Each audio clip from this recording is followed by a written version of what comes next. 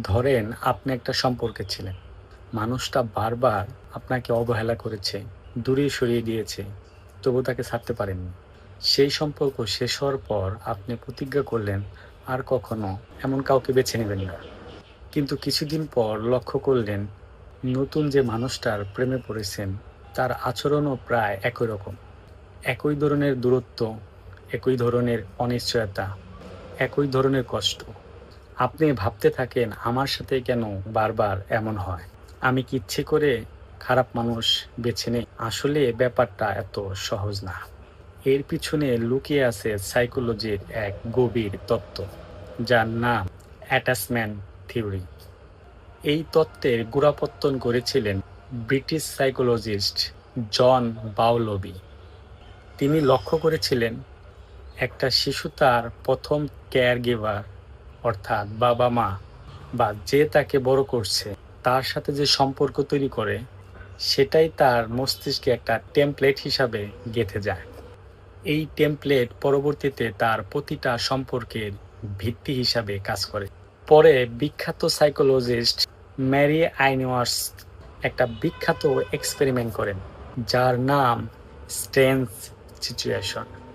তিনি দেখেন শিশু যখন তার মায়ের কাছ থেকে আলাদা হয়, তখন শিশুর প্রতিক্রিয়া ৩ ধরনের প্যাটার্নে ভাগ হয়ে যায়। আর এই ৩টি প্যাটার্নই বড় হয়ে আমাদের রোমান্টিক সম্পর্কে ফিরে আসে। প্রথমটা হলো সিকিউর অ্যাটাচমেন্ট। যাদের ছোটবেলায় কেয়ার গিভার ছিল ধারাবাহিক ও নির্ভরযোগ্য, তারা বড় হয়ে সম্পর্কে সহজে বিশ্বাস করতে পারে, নিজেদের অনুভূতি শেয়ার করতে পারে ভয় ছাড়াই, এবং সঙ্গীর প্রতি নির্ভরও করতে পারে, আবার নিজের স্বাধীনতাও বজায় রাখতে পারে। আর দ্বিতীয়টা হলো অ্যাংজায়াস অ্যাটাচমেন্ট। এই ধরনের মানুষদের ছোটবেলায় কেয়ার পাওয়াটা ছিল অনিয়মিত, কখনো ভালোবাসা, কখনো অবহেলা। ফলে বড় হয়ে সম্পর্কে তারা সবসময় অনিশ্চয়তায় ভোগে। সঙ্গী একটু দূরে গেলে মনে হয় সম্পর্ক মনে হয় এই শেষ হয়ে গেল।